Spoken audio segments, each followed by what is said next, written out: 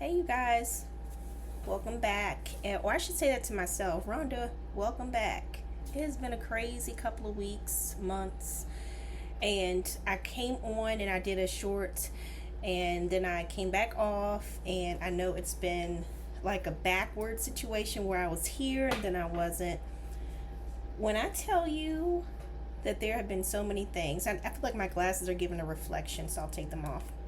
Um, yeah, so there's been so many things that have been going on, and you know how sometimes, honestly, you know that you're just feeling like a different part of yourself is emerging, and whether it's good or bad, you just know it's something that's coming.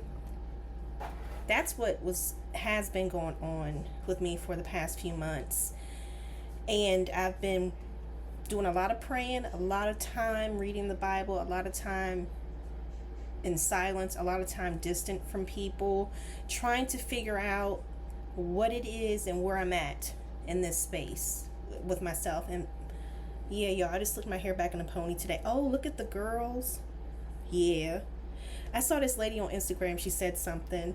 Um, God bless her. She was older, but she had mentioned something about these younger women out here making it seem like us older women don't know what we're doing, and it was really funny. I can't think of the name of it, but anyway, so anyway, she I think she considered this LAW, which was um, I think L was lessons and wisdom. So that's what I'm gonna call these gray hairs. I'm not upset about them. Trust me, I still look good. You got to tell yourself something, right? You got to feel it and be it, speak it. So where have I been? First of all, my birthday just passed, July 27th. So I'm 43. Blessings, a new year for me in the age of 43. So, you know, your girl is always looking to do something special for herself, because if you don't take care of yourself, who else gonna do it, right? So I decided to do this video and kind of talk about what's been going on while I show y'all what I got. The K Skin, it's backwards, the K Skin lip balm. Y'all know I tried this before. If you remember my last video, I'll tag it so you know which one to go to. This has been my go-to. This is the Bad Gal Berry. So I'm gonna put this on while I talk. So what's been going on with me? I can say from experience of being a mom, not only have I had so many different areas of my life affected by motherhood, that it has, I would say, immersed me in a level of understanding, hurt, um, strength that I never knew, and love that I never knew existed. On the side that I can share as being a mom of an autistic superhero, you know, my son, the part about that I enjoy is that I get to see him evolve into this person that is unique. He's showing all of the characteristics of himself that make him completely, wonderfully blessed and made by God. Then there's the part where me as a mother, I'm trying my best to not overthink things that is happening with him in his life. So if you don't know, you're new to my channel. Hi, I'm RJ, and I am a mom of an autistic superhero. His name is Gabe. Well, it's Gabriel, but everybody calls him Gabe. We call him Gabe. And he is autistic nonverbal. My son was diagnosed with autism in about, I think it was about 2.5 years of age, going on 3, and we saw the signs. And I remember the denial automatically kicked in when, you know, we had taken him to get diagnosed. I just was like, yeah, this is just a delay. He was a preemie. Okay, so they even told us in the hospital when he was, you know, born premature, that sometimes premature babies go through a delay period. You know, they catch up. That's what I thought. But in my gut, there's that part of me as a mom, right, that was like, it's not that. But again, I've gotten past that. It's been 6 years, I want to say. So I've come to that place of acceptance and amazement about him. So I say that to say back to what I was talking about initially. This, for those who know me already and have been to this channel, my subscribers, thank you. If you are a parent or a family member, or I would say parent, let me stick with that, because unless you're a parent who directly, or a caregiver who directly works with a child who is on the spectrum, or that has a disability or different capability, as I like to say, such as Down syndrome, Rett syndrome, a physical different way of physically moving around, then you wouldn't really understand the complexity of it, right? Because the parents are the one who have to do the fighting for services, for equality, for inclusion. So you don't really see the full scope of it unless you're there in that field, if that makes sense to you, right? If you're not the parent or the caregiver, the person that's putting up the fight for that child that can't fight for themselves, then it's a different understanding. You can see it from a different point of view, as if a family member would see it, a cousin, an aunt, an uncle, a mother even, or I should say a grandmother, grandparents. You may be able to see it and maybe have an experience with it, but you don't really, again, unless you're the person that is waking up, falling asleep, cooking meals, preparing that child for school, therapy services, trying to fight for reimbursements through insurance companies. You're trying to enroll in a LISS program, LISS. I'll have a link to that for the random selection and all that paperwork you got to fill out. Unless you are the person who is going through the search for daycare facilities, before and after care services that can attend to your child while you're working. If you're a stay-at-home parent, I get you. It's 10 times harder because you really don't feel like you get a break, right? I just say that to say that's the part that my mind, my entire body, spirit, every part of my being has been trying to work with for the past 4 or 5 months. I want to say 4 or 5. The reason why I say that is because in May of 2024 of this year, the findings for the complaint that I filed because my son was not being treated fairly in school, his FAPE, free and appropriate education, was not being followed by the school district, I had to file a complaint. And I'm so glad that I did, because I know some parents think to themselves, is it really worth it? You know what? You won't know until you try, but I wasn't willing to take that risk that it wouldn't benefit my son. So I did file the complaint, and it closed out officially in May. For me, it was like a ton of bricks hit me because it was over. I was on this sense of a heightened sense of awareness, because I'm waiting for these results to show whether or not, first of all, my child may have been harmed physically or could have been in a situation where he was not safe. Still working with that. Then working with the services that he did not get from the school, that he was required to get from the school. Also working with the challenges of having staff at the school who are supposedly qualified to be able to communicate with my child at his level according to his IEP. Those things sometimes, in many cases, were not being done. I don't apologize for advocating for my son, and I don't apologize for knowing the law.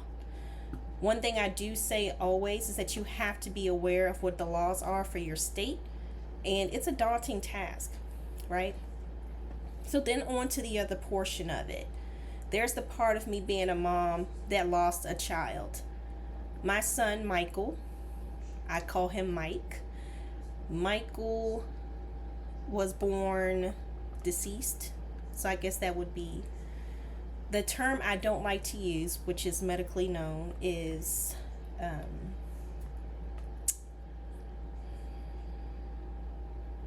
he was demised in utero. So I have twins. I had twins. I say I have. Yeah, let me go back. I have twins. And Michael was my son that did not survive. I carried him and his brother Gabriel up until it was safe enough for Gabriel to be born.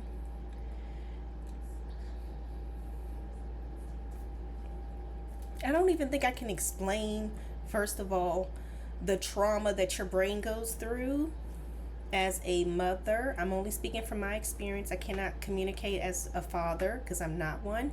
But as a mother who has to physically carry babies in your womb, to know that one baby is not there anymore, the same baby that you had been looking at on this monitor for months, for weeks, this baby, the two babies that were fighting each other almost like they were moving around each other the entire time, and now all of a sudden there's only one that's moving.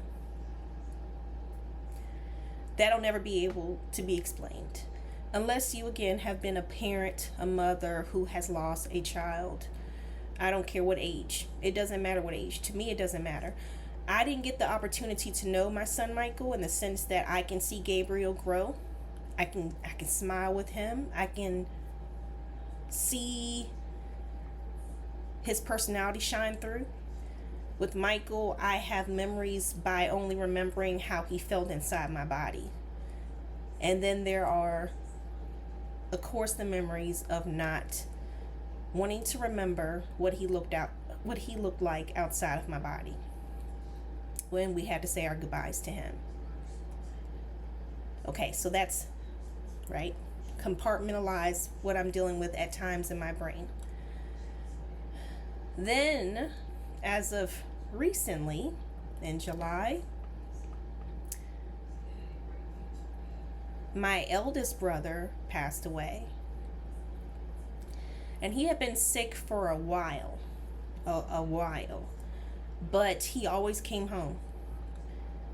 And this time he did not.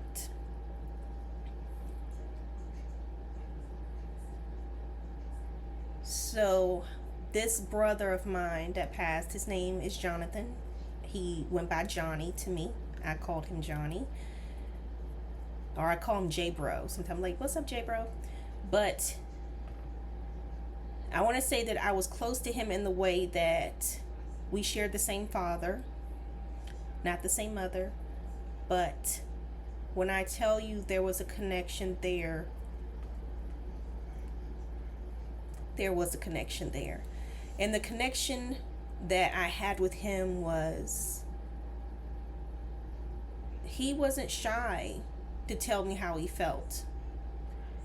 He didn't hold back. He wasn't rude about it. Don't get it twisted. I mean, he could be blunt, but he was never disrespectful to me. For the years that I had known him, gotten to know him, because we hadn't seen each other in many years, he never called me out of my name. He never talked to me in a way that was demeaning, disrespectful, belittling. Never. And I never spoke to him that way. I didn't have a need to, never desired to. It was just a really good relationship where, yeah, there were some times we had the little spit and spat, we're brothers and sisters. That's what we do. But when I say the level of disrespect that I have experienced in some relationships, with him, it wasn't there. And one thing I remember the most about him was that he would just call me out the blue. We spoke on a weekly basis. Even if it was a week when he didn't speak to me, it was most likely because he was sick. But he would text me if he couldn't call me. And he would say, yo, sis, what's up? Checking to see how you doing. Where's my man Gabe? He would always ask about his nephew. He would always ask about Noah, my dog. But he would more than anything ask about me.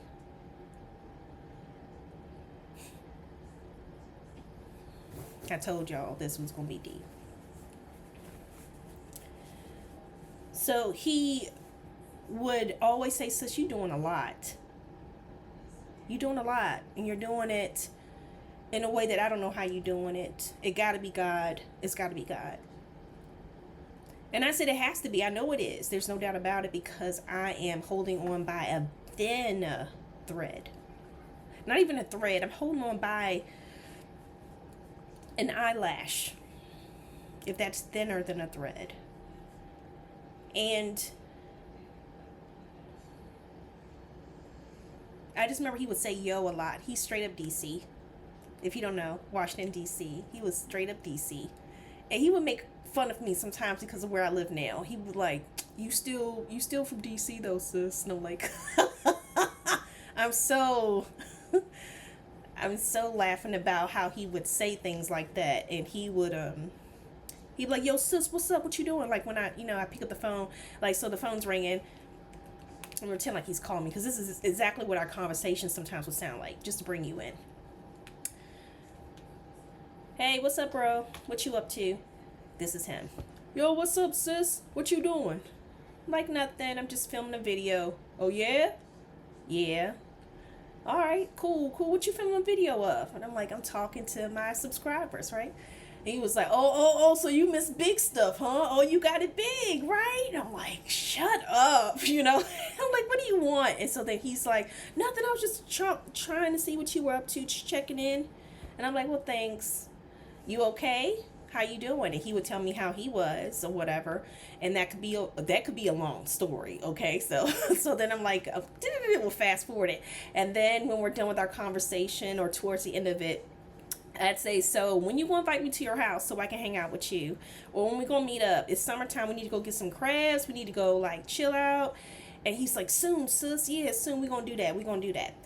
And I'm like, okay, so you want to come down here too? I'm like, yeah, I'm gonna do that. And I'm like, all right. He's like, all right, sis, let me call you back. I got another call. All right, talk to you later. Love you. Bye. That's what it was. The last thing he would always say whenever he got off the phone was, I love you. And I'd said the same thing to him. If he didn't say it, I said it. But he always said it. So then what? So he passes away. He's in the hospital for many, many weeks, and I went to see him. He was out of state, so I went out of state to go see him. I don't know how many times. Not as often as I wish I could have gone. Another part of being able to just go when you want to go is when you have kids, you have a responsibility to your kids. And again, if you have a special needs child or a child that is on the spectrum of any kind, you understand that you can't allow everybody to watch your kids. At least that's how I feel. And many parents have expressed the same thing that have children that have different capabilities. They'll say, I can't trust that there is a person I can really, leave my child with. Now, in my situation, I know I have support. I know I have family and friends and really good loved ones that I can say I have no doubt can watch my son. And they have.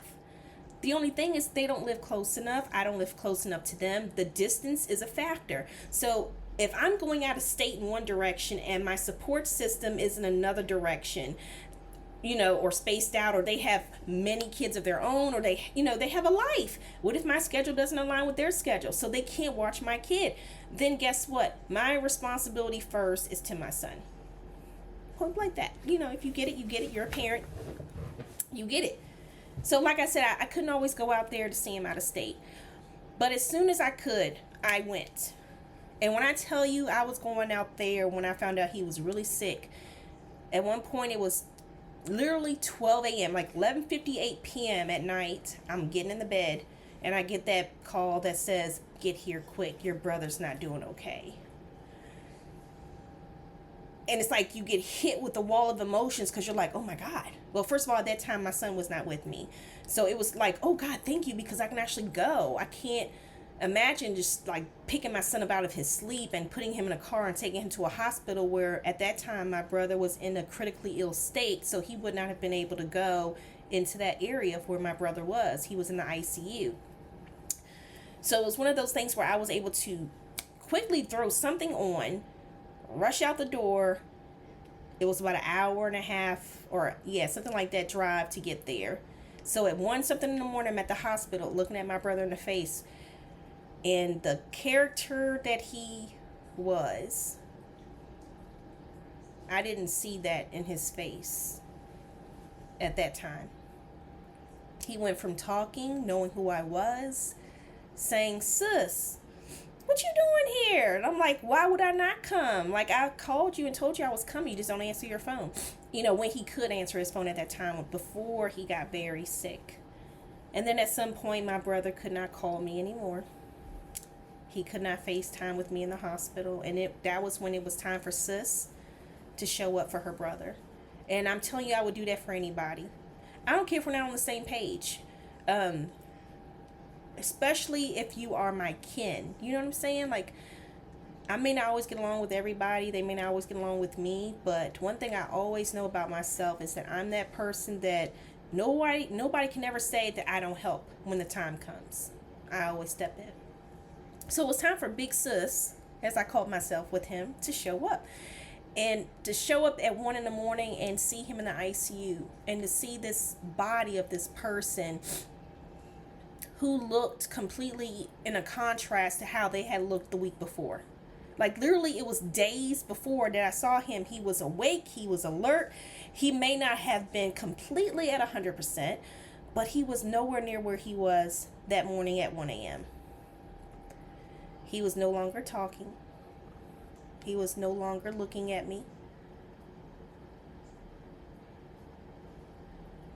He was no longer squeezing my hand. But something told me he was still there. So, at one point I was talking to him. I had suited up, put on my, scrubs and face mask when I came in his room. And I started playing praise and worship music over my brother. I said, Johnny, we're going to talk about the book of Luke because I'm in this, I'm in my Bible study mode. I'm looking at some things. I'm talking about, the book of Luke with him and Jesus. And at some point I'm recording myself talking to him, not knowing that my brother in the back. So let me backtrack a little bit. The nurses, when I came in the room, were checking his vitals. And they were like, I asked them, I said, how is he? They give you the update. And she said, I remember she said, it's about the same as it was a couple hours ago, but he's getting worse. And I remember she said, his brain activity is not where it was. It's decreasing. And his oxygen levels are decreasing. His organs are not responsive as much as they were. So he's likely not going to be able to hear you. I don't know why they tell you that. I don't know why nurses or doctors feel the need to tell you what they don't know. Just saying. So she says he's not going to hear you or respond. Well, fast forward, right? Back to what I was saying. So I'm telling Johnny about the book of Luke, and I'm reading to him the verses in the Bible. And every time I said Jesus, because I'm recording it, and because I'm planning on showing it to him, because I'm thinking, he's going to come back. He's fine. I'm going to show him this as his testimony. So I'm recording it. And every time I said Jesus, he was moving over here. But I didn't see it at the time when I was recording it because I'm also looking at my Bible app. So I'm, I recorded it, then I was looking at my Bible app, then I'll go back. So he's moving. And I'm like, hold on. And I realized at one point when I turned around to look at him, his head went from being down here, from being up here to being down here. And it wasn't that he slumped. No, he physically lifted up his head and was turning it to the side. So when the nurse came back in and I told her that, I don't know why they do this, but she said, that's neurology. That's like his brain's way of communicating with his body, but that's not in response to what you're saying or doing.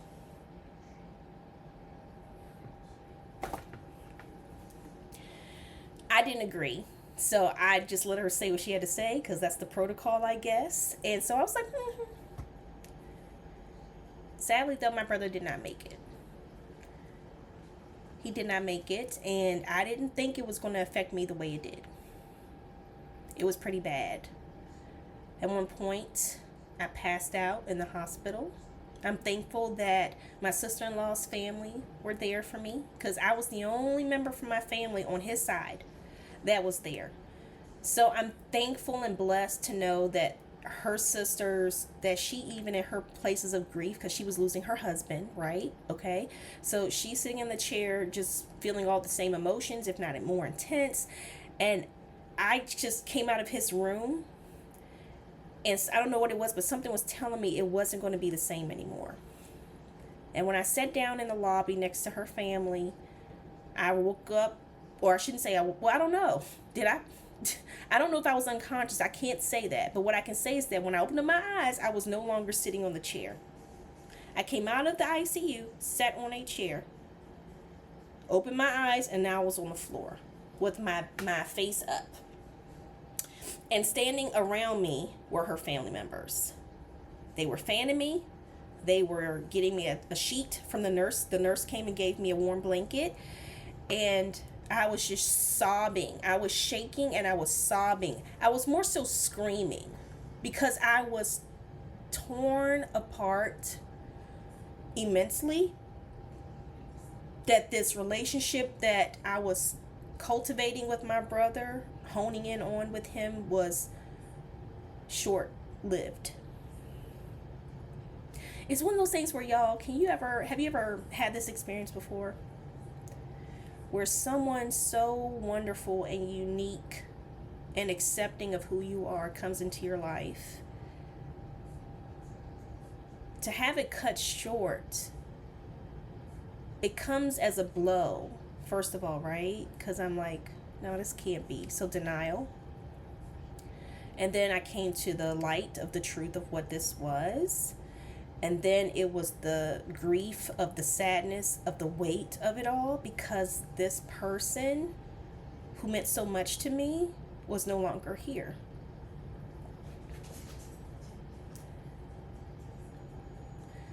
So that was another thing. So like I told you, there's the feelings that I was dealing with over the past couple months, right? Just to bring you back. My son, who's autistic nonverbal, that's a everyday job for me. Because I'm always doing something that supports my son's needs, even when he's not with me. I don't care where he's at, school, whatever. He is my priority. So I'm always thinking of things that I can do to keep him motivated, give him encouragement, resource help, anything. I'm building relationships with people, trying to create a village, because God forbid, as you also know, if you're an autistic parent or a parent of a special needs child, one of the things that you may think of is what happens when I'm not here. What's going to happen to my child when I'm not here?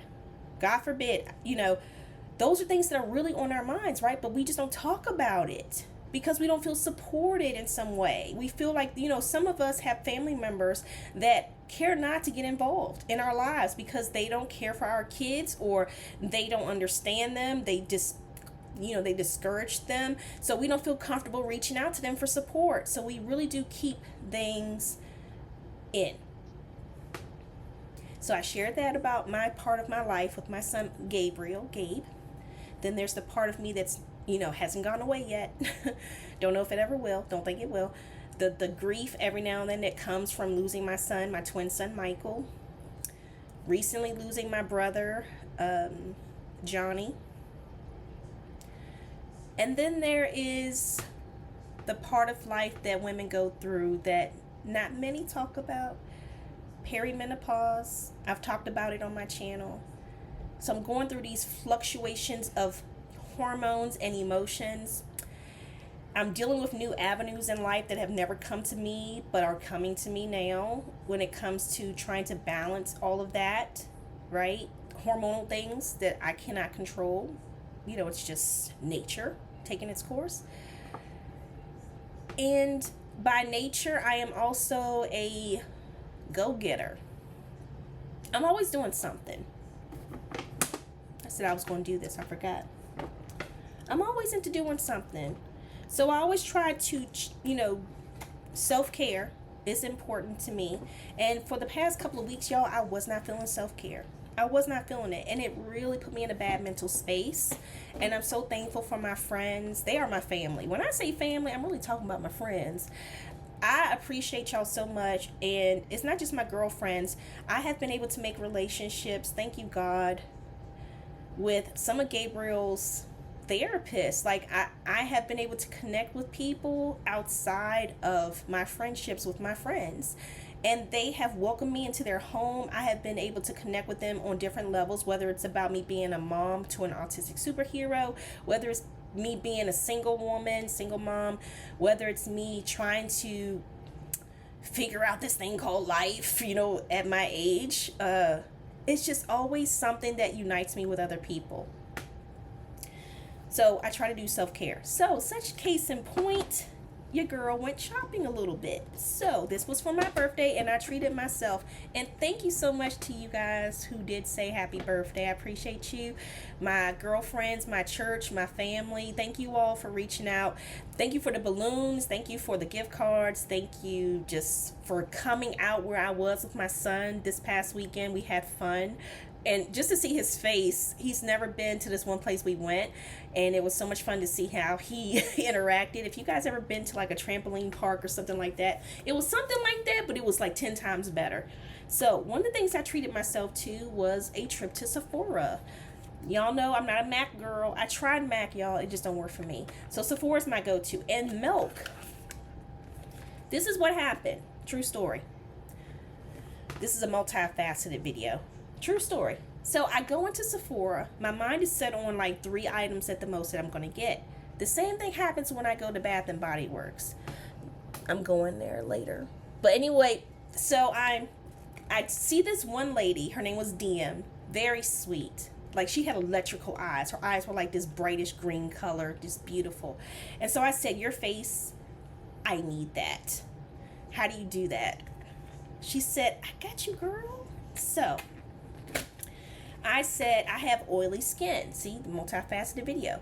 I have the T-zone, right? So chin, nose, and forehead, oily. So I have combination skin because my cheeks are usually dry. Unless I put on makeup. For some reason, my face starts to absorb it and then it becomes oil. So I said, I see girls spraying stuff on their face. I'm 43. Yeah, I know what it is. It's setting spray. But why do they use it? That I don't know. But the girl said, oh, it's to set. This is what you use last, by the way. She said, this is what you spray on your face to set your makeup for the day. And because I told her that I can put on makeup, let's say like this. Like this makeup has been on my face since 10 this morning. Now, I look a little dewy, but I'm going to tell you why. This is not the oil that normally I would see on my face. It is 5:43, okay? I mean 5:34. So I put this on after all of what I did. But to start it off, she said, girl, where did I put it? Uh-oh. Oh, here it is. She said, first thing you do is you put on your primer. Now, I knew that. And Benefit has this really good primer. If you've never tried it, I'll link it. It's one of my favorite go-tos. But supposedly, this brand of Milk has come out and has taken over the beauty area. So she said to me, and this is not going to be too long, but she said, try this. So I put this on. It's like you squeeze a little bit on your fingers. And so or applicator, whatever you use. And so one thing she said to me is my computer just slid. She said, you can only, if you want to, let me phrase this right. You can put it on the places on your face where you feel like you have the need to put it. So if you're oily in the T-zone, put it there and see how it works. I put it everywhere just to see if it would work. And it did. So this was my first, right? So then while I was walking down the area, of the store with her, of course, I told y'all about the lip balm that I got from K-Skin. This is my second time using K-Skin lip balm. It's still good. It's still glossing. Then she said, because her cheekbones were so, like, she has really high cheekbones, and you can see the emphasis. Like, I don't know how to do it. I'm looking all kinds of crazy. But anyway, she told me that she used 2 different shades for her blush. She said, so the first thing, she had on like a rosy color blush, but then it was like this highlight at the top of it that really brought the color to her cheeks. And she said, girl, that's Fenty Beauty. And I said, I said, so I do use blush. I'm a blush girl, so I'll use like tans and pinks for me. That's what I feel like brings out the complexion for me better. So she said, sure, then get this color. And this color is Rose Rave by Fenty Beauty. Don't look at my little crazy desk, right? So she showed me how it glistens. It really gives a glow to your, so like I'm gonna put it right here on my, so you can see it. Look at that. Can you see it? It's this shimmer that the girl, hold on. Can you see it? I feel like it's not. Okay, right there maybe. Right there. Yeah, yeah. It had this like really pretty, you can't, the screen don't do it justice.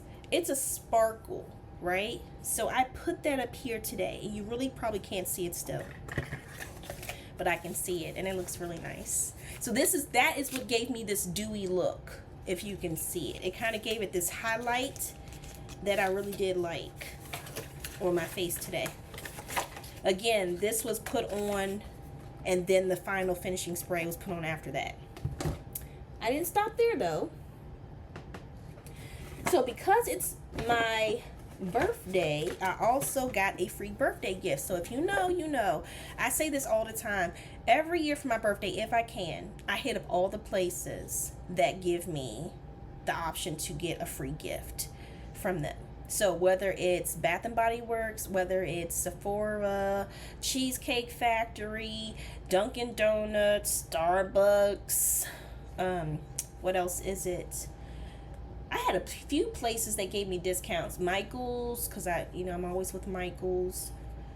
Yeah, anyway, so a few places, even movie theaters. So AMC, you get like a free popcorn or something like that. I didn't go to the movies yet, but whatever. So then I got this free birthday gift I got to choose it based on my points. So if you know, download the Sephora app, you'll see what I'm talking about. But because, what happened?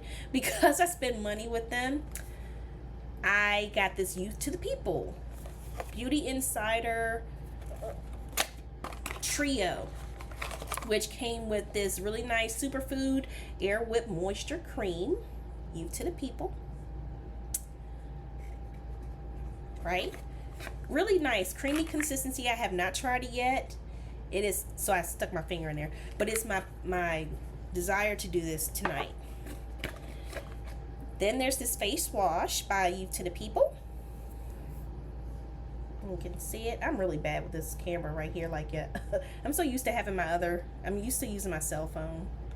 But anyway, so there it is. Kale Green Tea Spinach Vitamin. And this is a superfood cleanse for your face, right? And then to finish it, they also supplied me with this little Super Berry Hydrate Plus Glow Dream Mask. Youth to the People. What I love about the samples is that you can try it out and know if you want to buy the larger size before you buy. So that's what I got.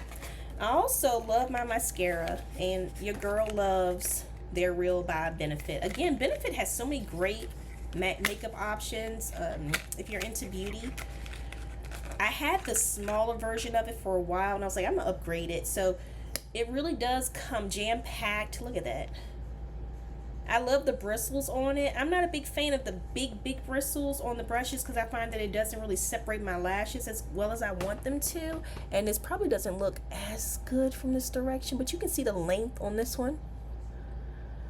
And I do have falsies. So sometimes what I'll do is I'll put my falsies on and I'll just use mascara to really make it bold if I wanted to. Then the lady who was showing me around DM, I was like, my eyebrow pencil. I always run low on my eyebrow pencils. I have to buy like 3 and 4 at a time when I buy them. Dark brown is my shade, but she was like, again, Benefit. Goof proof brow pencil. Say that fast. Goof proof brow pencil. So one thing I did tell her was, because I did buy one before.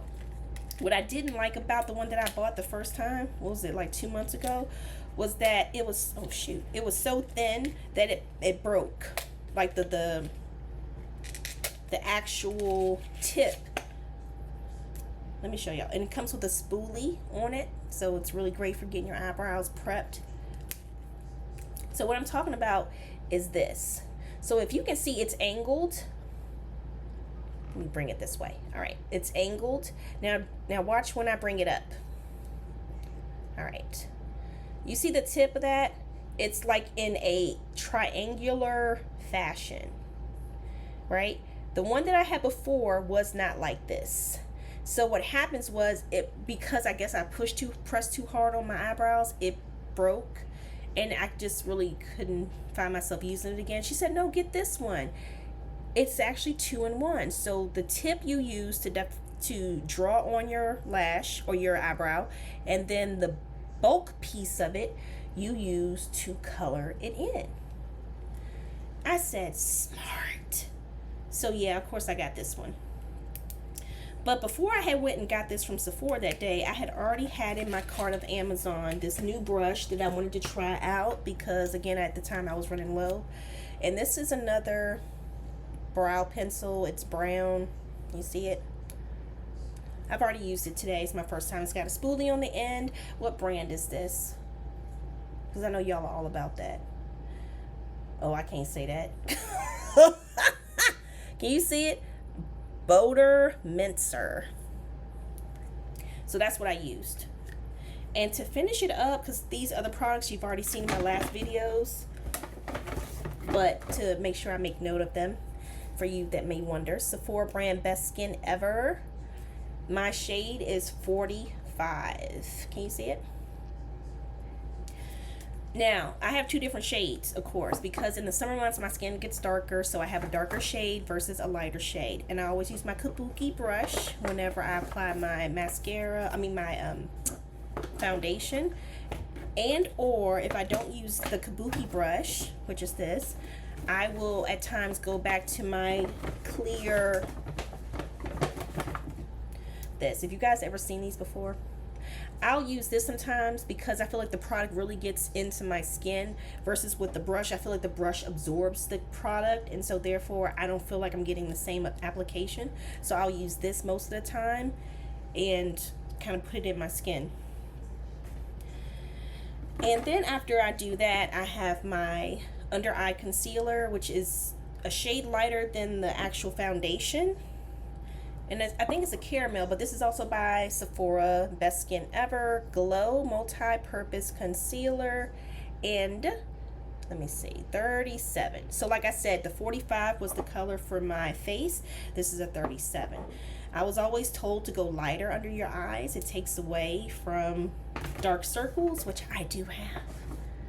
And then I close it all up with my foundation. If you know anything about her, I am not going to be able to say this name right. Laura Mercier. I believe it's French. Mercer is not what it's called. I believe it's Mercier. But the loose translucent powder, and I think, what number is that? Oh, it doesn't have one. I forgot. Or does it? I don't know. Anyway, so it comes like that. And you just like shake it up. And I use my, don't make fun of this. It's this real quick. It looks bad, I know. I gotta buy more of these. Now, first of all, I got these from Shein. They were like $2. So that's why. But I can always sew that up. But yeah, I use this to apply the translucent powder after I've already put on my concealer. And let that kind of sit in there, and then I do the translucent powder. After I do the translucent powder, that's when I go to my blush. So because I'm wearing brown today, I chose the brown, and this is old. This is by a company or brand I've not used in a while, Pacifica. But yeah,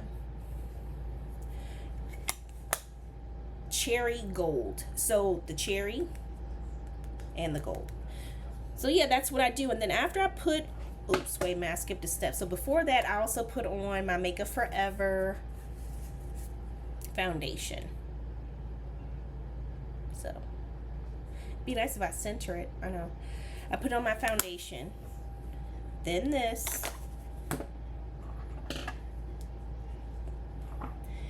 then I spray it on.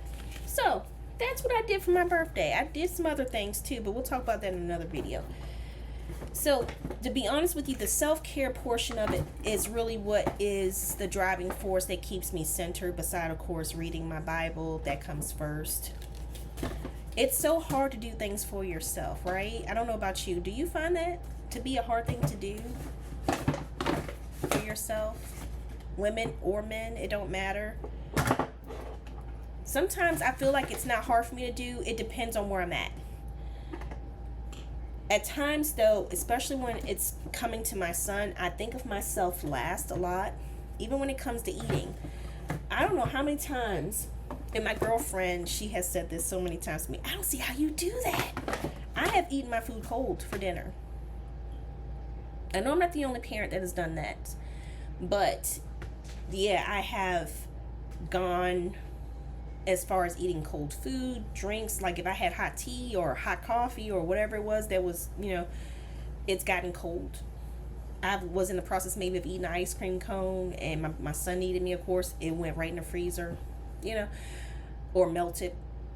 So I say that because so many special needs parents, so many parents with children who have different learning capabilities and physical capabilities, often find, as I've been researching for years now, that it's hard for them to put themselves first.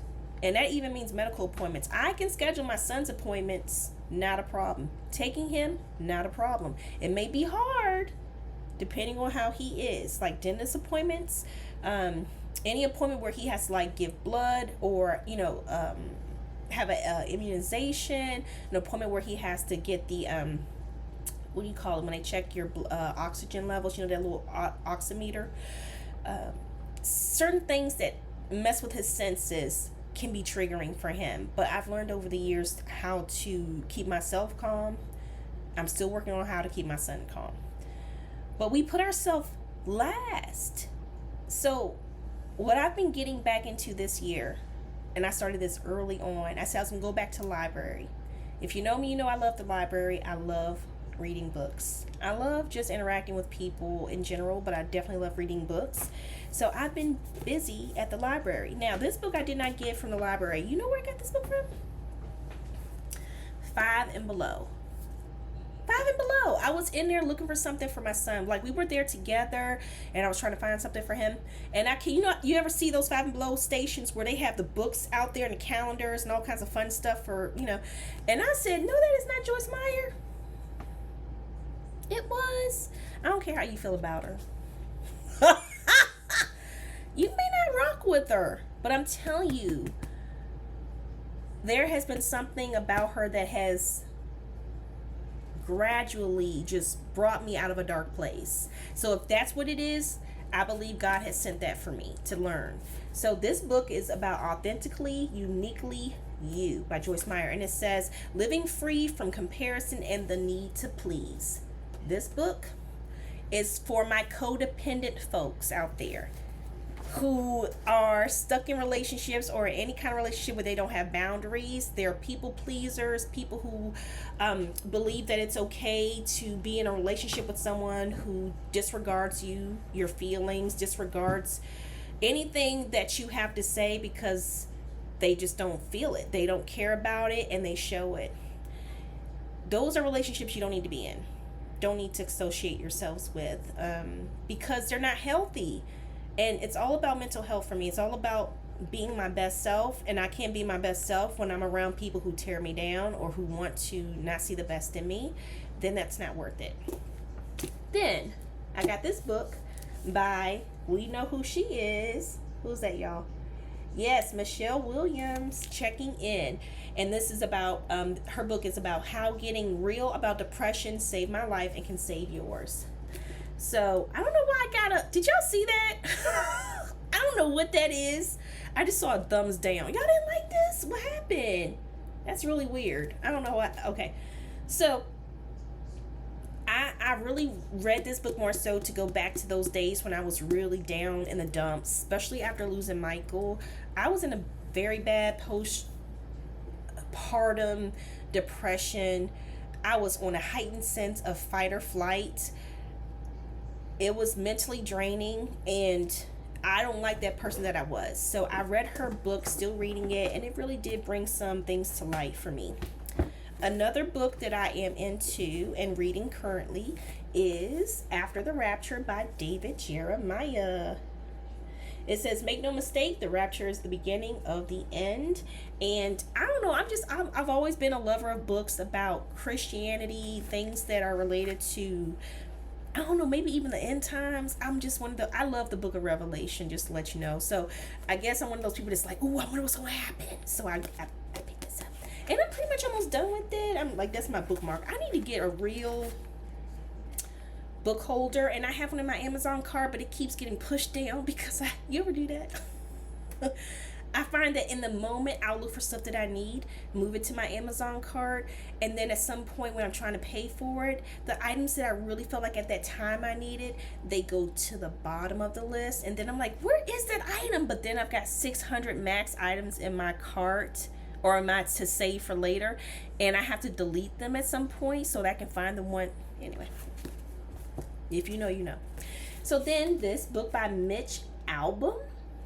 Now this book, I see Noah's hair in there, was a friend of mine, Amy, was letting me know about her daughter who had been given this book and by someone, and so I was like, let me go pick it up too. If Amy's daughter's reading it, I want to know what it's about. So I just was like, let me pick it up, and it's called The 5 People You Meet in Heaven. Let's cut off. Again, I got it from my public library. And so I'm actually doing really good with this book. Where am I?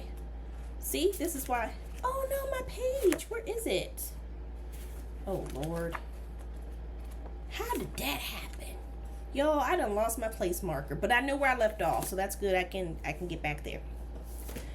Now, in my Bible study group, we are reading a book called Beth Moore, So Long Insecurity. You've been a bad friend. So this again I got from my public library, and I'm reading this. I made it to chapter 9, I want to say this is chapter 7, which is Don't Let It Fool You. So reading that one.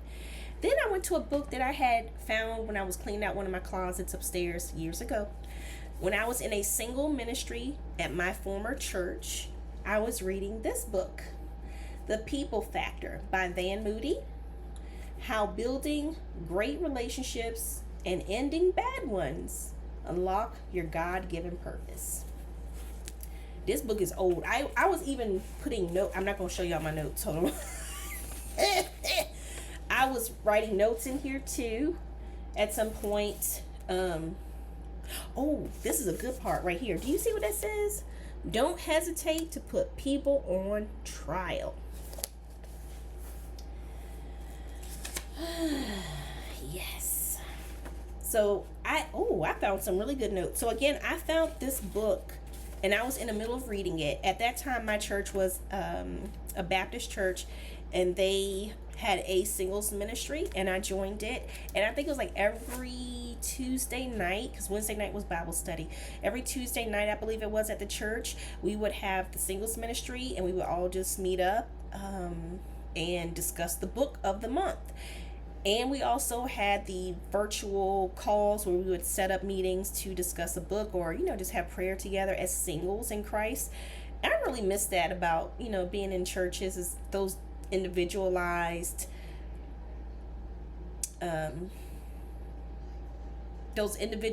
areas in the church, like those ministries that you have, like the singles ministry, the married ministry, or marriage ministry, the children's ministry. You have so many different ministries. I'm thankful for my church that they do have the children's ministry. There's a women's ministry, a men's ministry. There's a drama ministry. There's so many different ministries at my church. I'm thankful for that. One that we don't have is a singles ministry, and I wish we did. So anyway, I'm going back to some of the notes that even I remember back. That is not my handwriting. Who wrote that? I don't remember who wrote that. This is my handwriting.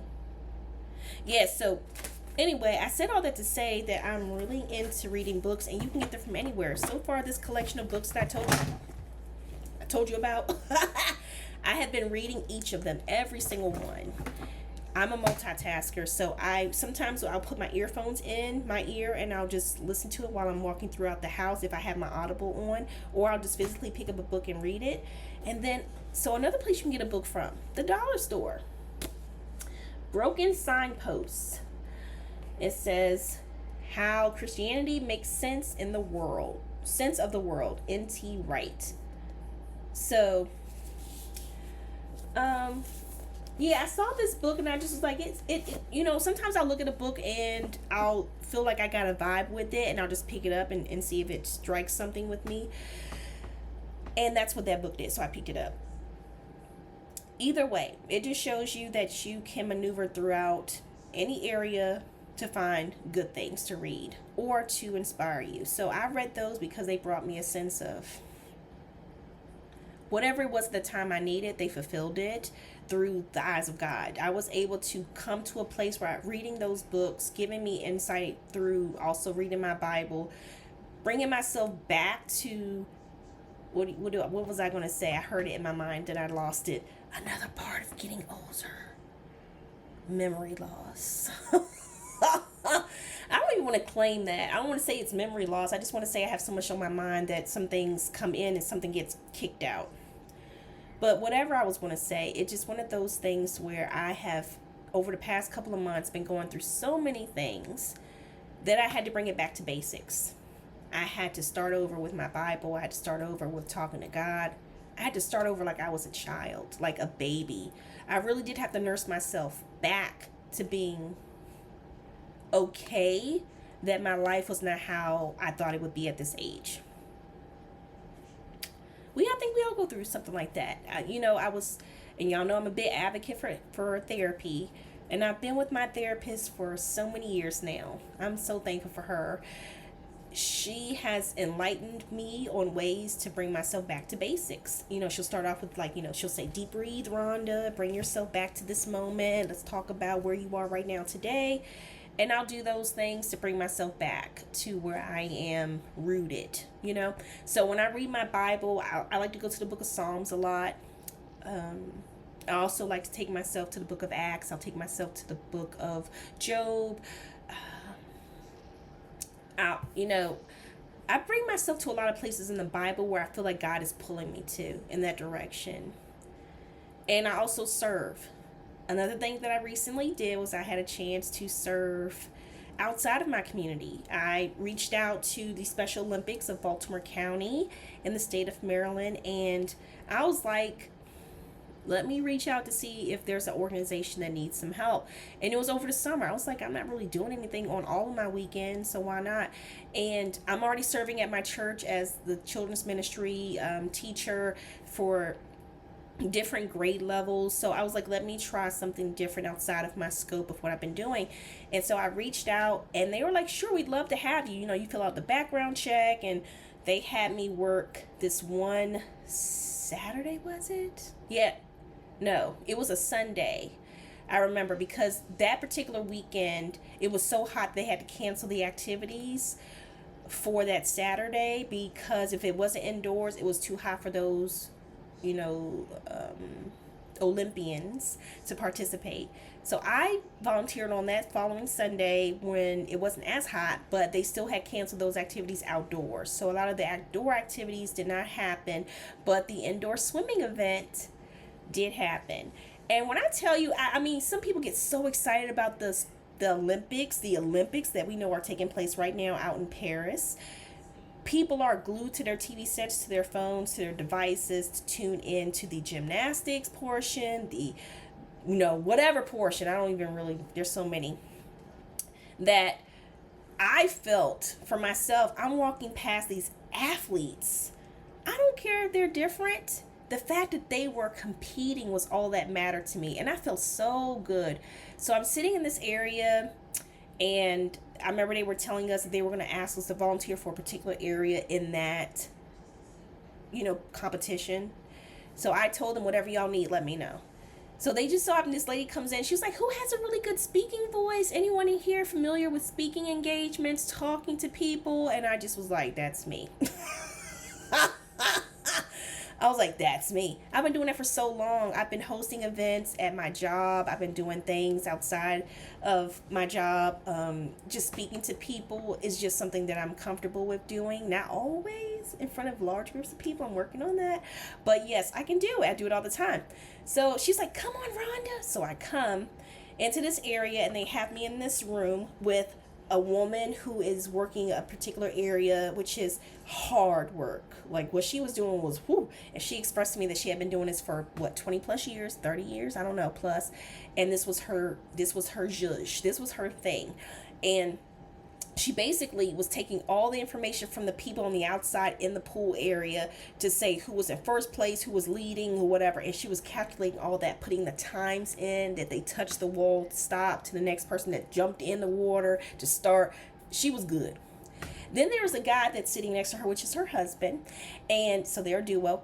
And he was doing something else that was very equally important. And so then there's this microphone. And they sit me in front of it. And I see this glass in front of me, and you can see right through to the pool.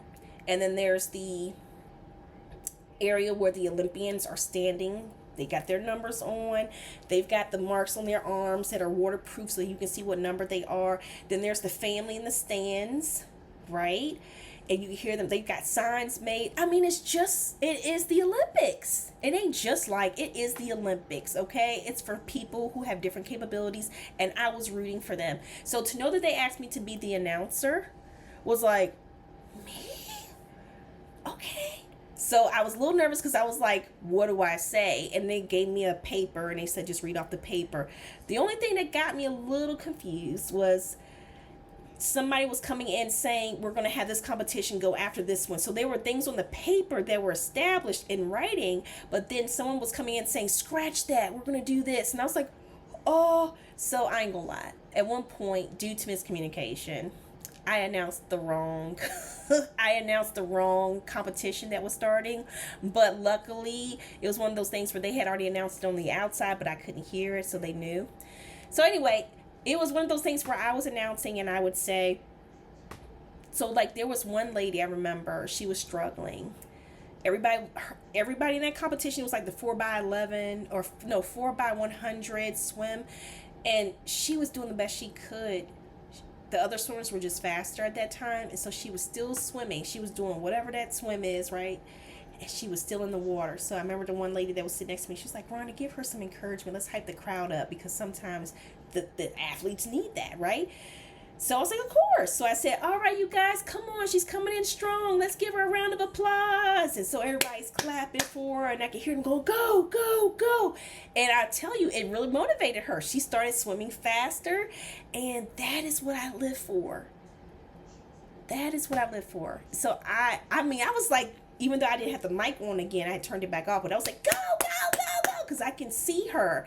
And she hit the wall, and she looked up at the time to see what her score was, and then the lady next to me was putting the score in the system. It was very intense back there.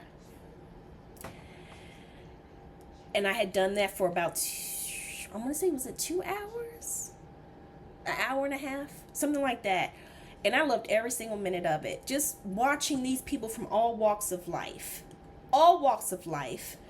Different communities, ethnicities, in this water, swimming, doing different techniques, whether it was backstroke, they were doing a butterfly. If you know what that is, that's when you jump, you got to lift your body up out the water and you splash back down. It was just thrilling. And to see their looks on it, and some of them even cried. I really was just trying my best not to get emotional. To see these athletes get out of the water, look up their score, and know that they either beat the person before them or they came close, that raw emotion. I told them, when you need me again, email me. I'm there. And then, what else do I want to say, y'all? That's where I'm at. That's why over the past couple of weeks you have not seen me. Months. Let me stop lying. It's been a while. I have been doing everything I can to get better. Make myself a stronger version of myself, because when you have so many different areas of your life hitting you and almost at the same time, I'm learning that it's easy to, I just saw a thumbs up. it's oh, am I doing that? Hold on. I can, okay, so you probably won't see this on camera, but I'm giving myself, okay. So anyway, it's one of those things where when you go through things in life and they hit you all at one time, it's something that can disconnect you from yourself. And I was getting disconnected. When you're going through challenges in your relationships with people,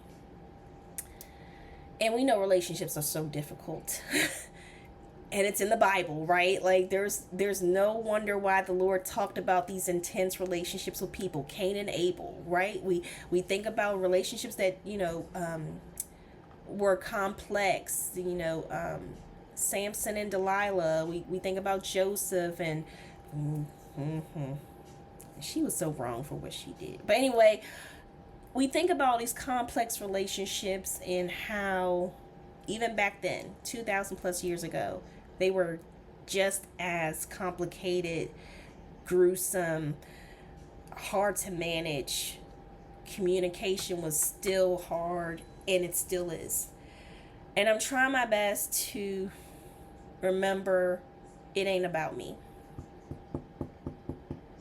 Sometimes I feel like people will try to make something about you, but it's really not. It's not. It's really about them. But they're going to deflect that and put it on you. Because it takes so much work to have a sense of self-awareness, to look in yourself and to really say, I need to work on that. That's not okay. I need growth in a way that needs attention to.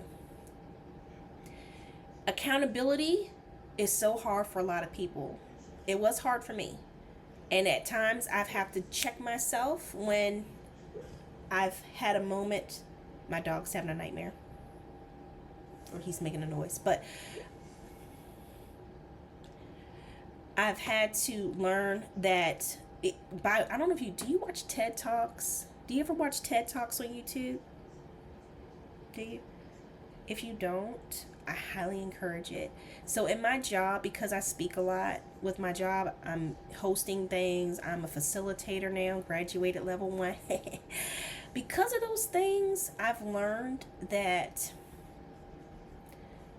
if you don't know yourself and how you can be as a person, you're not going to be able to see what other people see. And one thing you need to do is be connected to yourself. For me to do that, I have to stay connected to God, because God tells me who I am. But even then, I'm still a sinner, right? I'm still not perfect. I fall short. There are times where I get in my own skin and I don't respond the way that I could and should have. But one thing about me is that I know how to say I'm sorry. One thing I have learned, though, is that I like that lip gloss, but I feel like it starts to film up. Sorry, y'all. I can't deal with that, though. I don't like that. One thing that I have learned is that it's easy to work with somebody when they're able to connect to what they've done. Oh, no, this is not working. So this is real. I'm not going to take this off. Because, oh, that's not good. Okay. How do I want to say it? It's easy for someone to point the finger at somebody else and say what they've done to cause whatever they believe has happened, right? Because it's their perspective, doesn't mean that it's reality, but it affects them, even the same. Then there's the part about being self-aware, to be able to turn to yourself and say, what did you do or possibly could have done to make that situation the way it has come out to be? A lot of people I know don't do that. It wasn't like I was raised to know this stuff, right? But when you grow up, when you learn, you increase your skills, you do better because you want to. It's a part of my journey in life to realize that there were things that I was taught and not taught that I need to transform about myself, because it's not effective. It doesn't work for me. It doesn't work for my family. It doesn't work for my friends. It doesn't work for me becoming who I am truly meant to be by God. So if that's the case, I need to look inward. And let me tell you, when the Lord convicts you,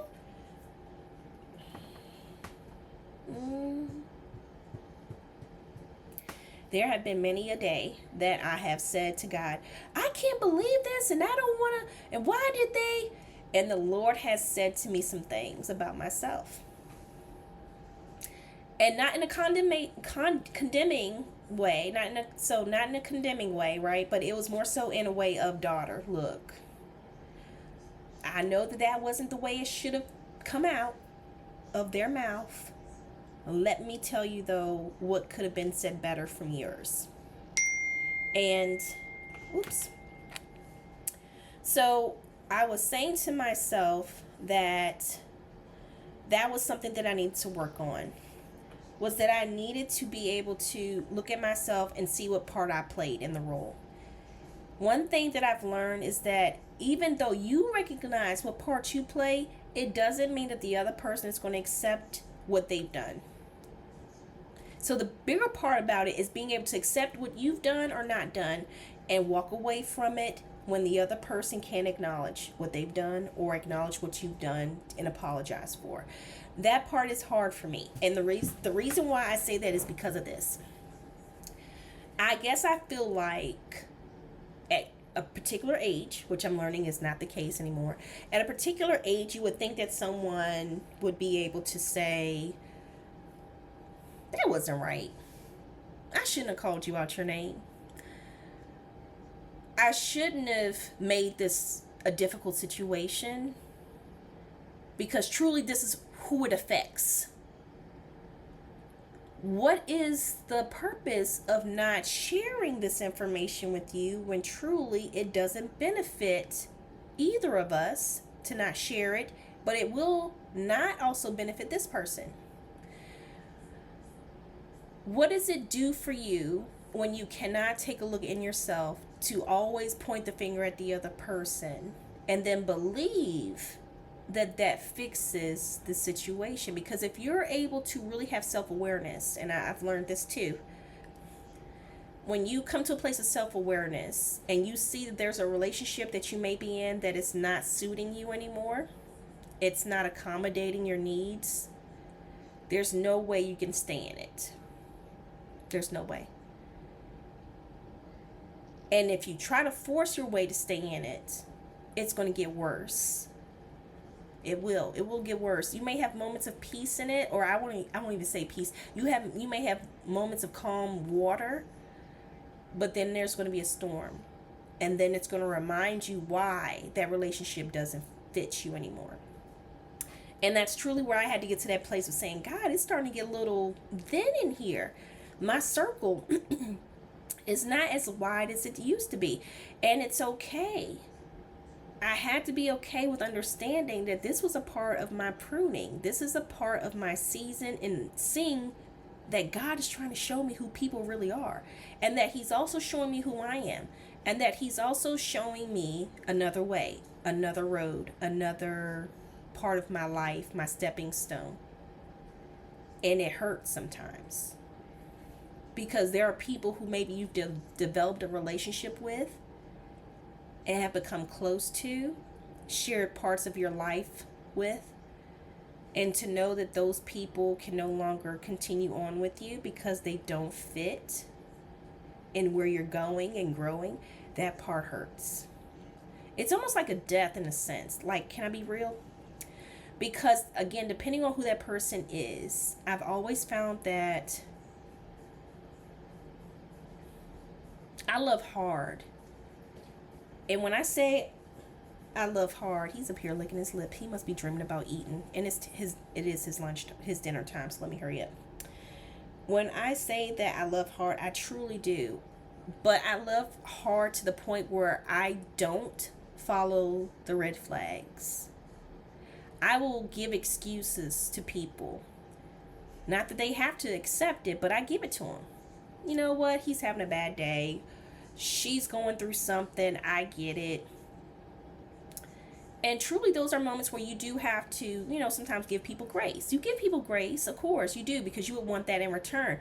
But when it becomes a traditional situation where you are traditionally accustomed to being treated a way that does not serve you, is not who God has called you to be or be around, then that's when you got to cut it out. And say this to yourself. This is what I've learned to say, and my therapist has really helped me work through this. I am not your punching bag. I am not here for you to yell at whenever you want to. I am not someone that you're going to release your steam off on. in a way that affects my overall mental well-being, emotional well-being, or physical well-being if it's an abusive relationship. I am not here to be the person that you scold like a child. I'm an adult. I have feelings, and those feelings are valid. I am a child of the Most High God, and He has told me that I am loved by Him. And He has taught me how to love myself. So if you cannot communicate with me in a way that is respectful, that is reasonable, then I no longer feel that this relationship serves me. And I have to walk away. That's hard to do. Such in case point, if you have a family member, and I will even say in relationships where you share, a relationship with someone who you have a child with, or you're in a marriage with someone, you can't just say those things and cut and dry, right? I mean, you would think you can't, but in a way you can. And I've learned that. And there's steps to that I'll talk in another video. But I've learned that there are people who will try their best to pull that negative energy out of you, right? They're bloodsuckers. I call them, what do you call those things that stick to you and suck your blood out? I forgot what they're called. Put it in the comments if you know what I'm talking about. What are those things that suck your blood? Gosh. Can't think of what they're called. Bloodsuckers.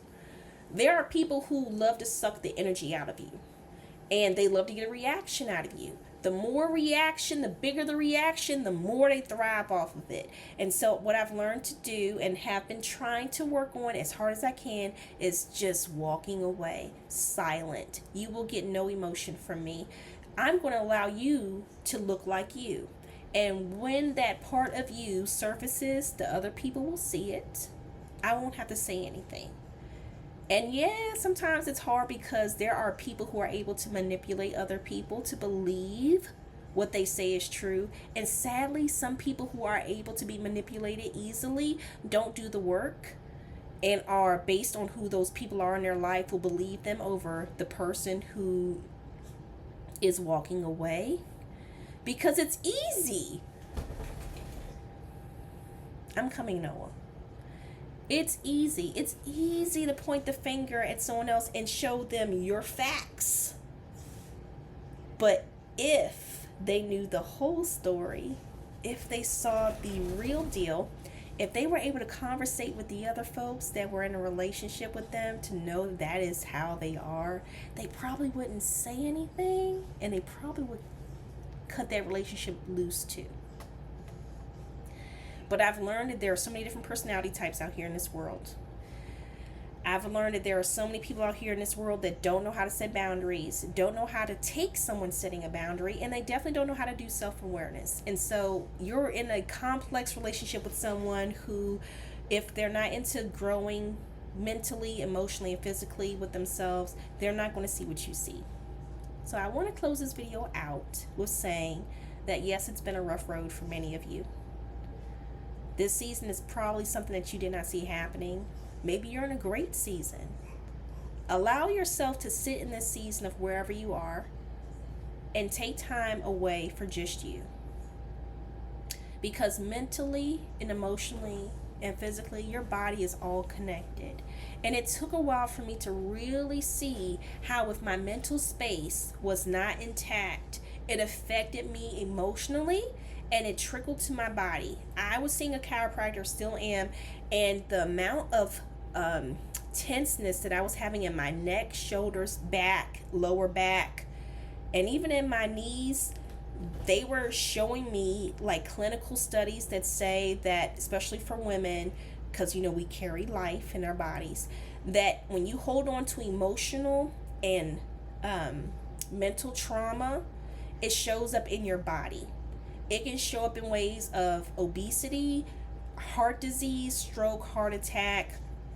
You can catch all kinds of diseases. You can see that your body's declining in its overall appearance. Maybe you're getting bags under your eyes. Maybe you're looking stressed out.